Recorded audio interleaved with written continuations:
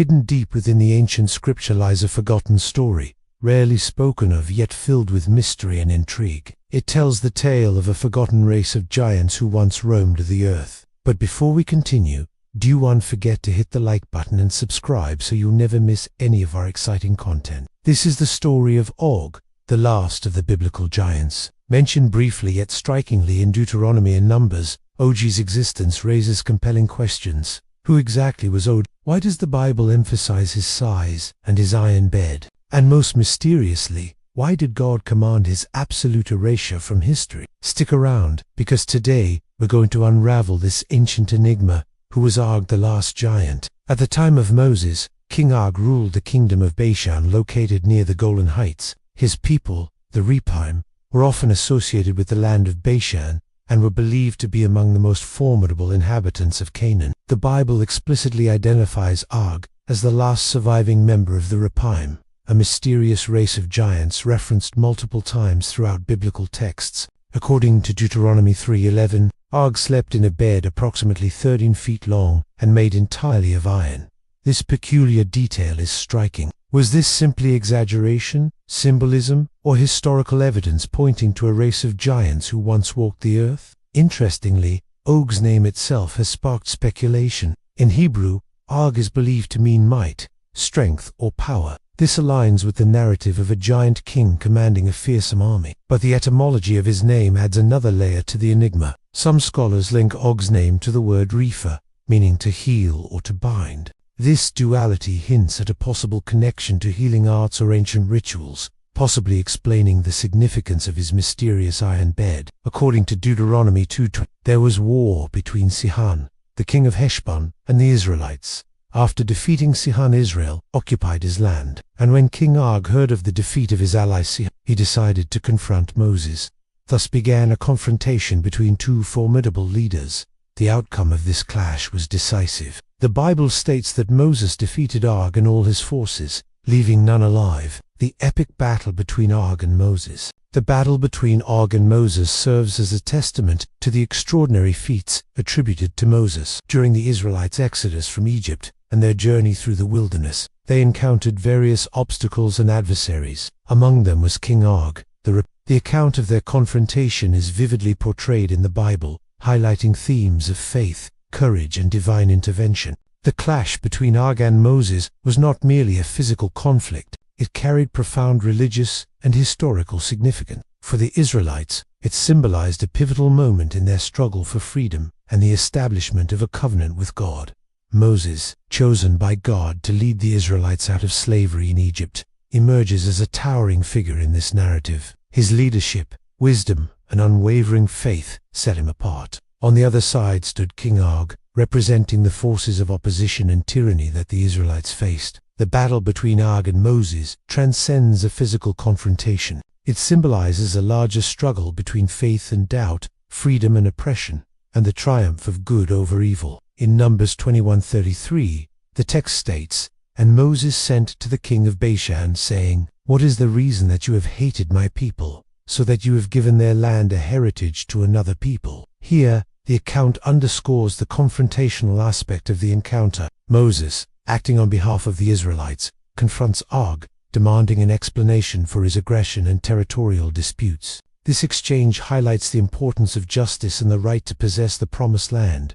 As descendants of Abraham, Isaac, and Jacob, the Israelites believe they have a divine claim to the land of Canaan. Og's occupation of part of this land, including the kingdoms of Bashan and the Rephaim, creates a point of contention leading to conflict. The verse reveals a sense of urgency in the situation. The Israelites are on their way to the promised land, and Og's presence poses an obstacle to their progress. The demand for an explanation indicates a desire for resolution before hostilities escalate. The language used in Numbers 21-33 conveys a tone of authority and determination. Moses, as a divinely appointed leader, asserts his position and demands a response from King Og. The confrontation serves as a catalyst for the ensuing battle between Og and Moses. As the battle commenced, Moses and his warriors found themselves pitted against an overwhelming force of giants. These men were colossal in size, their stature and strength posing a daunting challenge to the Israelites. However, despite the odds stacked against them, the Israelites fought valiantly, They displayed remarkable courage and resilience, determined to defend their people and secure their future. As the battle raged, the presence of God guided and protected the Israelites. Miraculously, they were able to withstand the giants' attacks, repelling their assaults and inflicting losses upon their ranks. The men of Rephaim wielded weapons of war, engaging the Israelites in fierce combat. Both sides clashed, and the air was filled with the sounds of battle. The Israelites, though outnumbered, held firm, standing strong against the mighty giants. OG's mysterious iron bed symbol or proof, a captivating aspect of the biblical narrative surrounding Og, lies in the enigmatic mention of his iron bed. The sheer size of this bed, described as 9 cubits long,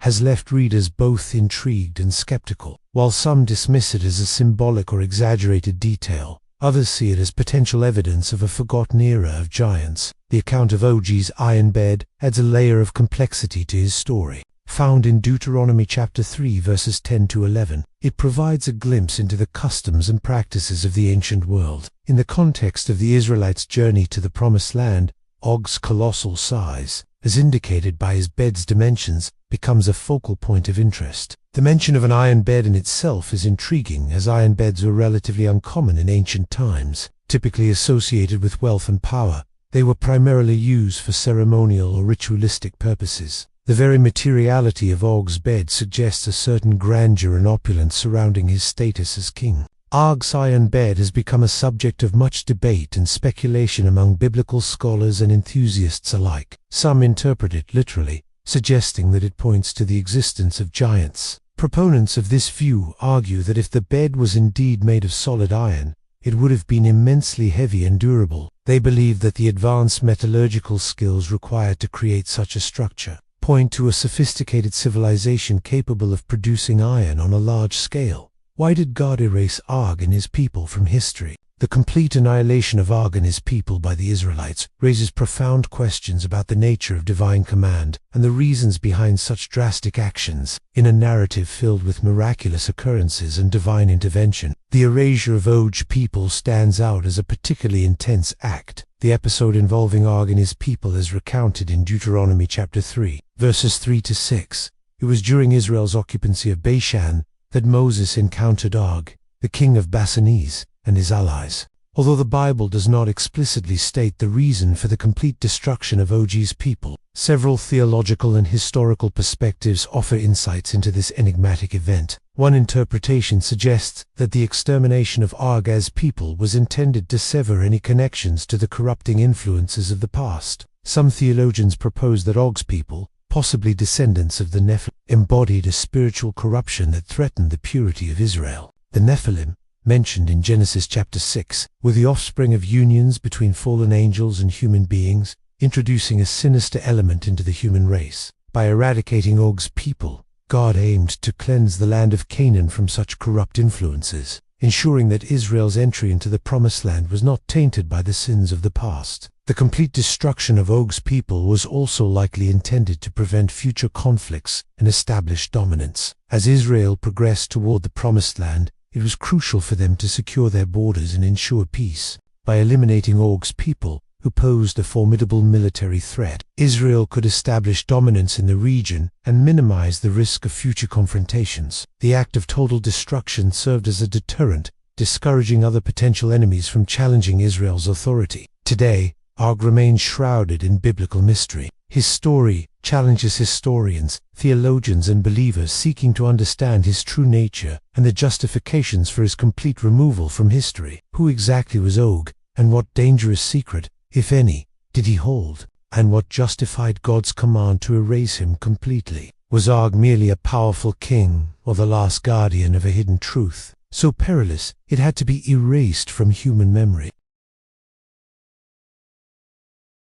The Bible gives us only fragments, just enough to confirm Og's existence, but never enough to truly understand him. Interestingly, ancient Jewish texts, like the Talmud and Midrash, expand Og's legend far beyond the biblical account. Some say he survived the Great Flood by clinging to Noah's Ark, living for centuries as a remnant of a world God had already chosen to erase. If there's any truth to these legends, Og wasn't just a king. He was a living relic of a forbidden era, carrying knowledge and practices from a civilization that existed before the flood. But what kind of knowledge are we talking about? Did Og possess ancient wisdom, lost technologies, or rituals powerful enough to threaten humanity once again? Some scholars suggest that Og and his people, the Repim, were direct descendants of the Nephilim, those mysterious beings from Genesis 6, born from the union of fallen angels and human women. If that bloodline really lasted until Moses' time, then God's command to destroy Og was on just about territory. It was a spiritual intervention to cut off a corrupted lineage once and for all. Modern theories go even further. Some researchers believe Og was the last guardian of secrets from an advanced civilization, knowledge buried by time, or perhaps buried by divine will. Were these secrets tied to occult powers, forbidden spiritual forces, or technologies that defied the natural laws of the ancient world? And here is something to think about. The myth of giants is unique to the Bible. Ancient cultures around the world speak of colossal beings, from the titans of Greek mythology to Norse giants, Sumerian legends, and even stories from indigenous peoples. Is this just coincidence? Or could it be a fragmented memory of a time when giants truly walked among men? So why does the Bible make a point to call Og the last? What was truly lost when he fell? Was Og the key to a past that God chose to seal away, to protect humanity from a dangerous truth? As archaeologists continue to search the ancient lands of the Middle East, many wonder if we'll ever uncover real evidence of Og and his people. But maybe ... the lack of evidence isn't accidental. Maybe it's the result of something, or someone making sure that this truth stays hidden forever. Because some stories aren't just forgotten. Some stories ... are meant to stay buried. As archaeological investigations continue, perhaps one day we'll uncover Og's full story. Until then, the Bible's last giant remains an intriguing,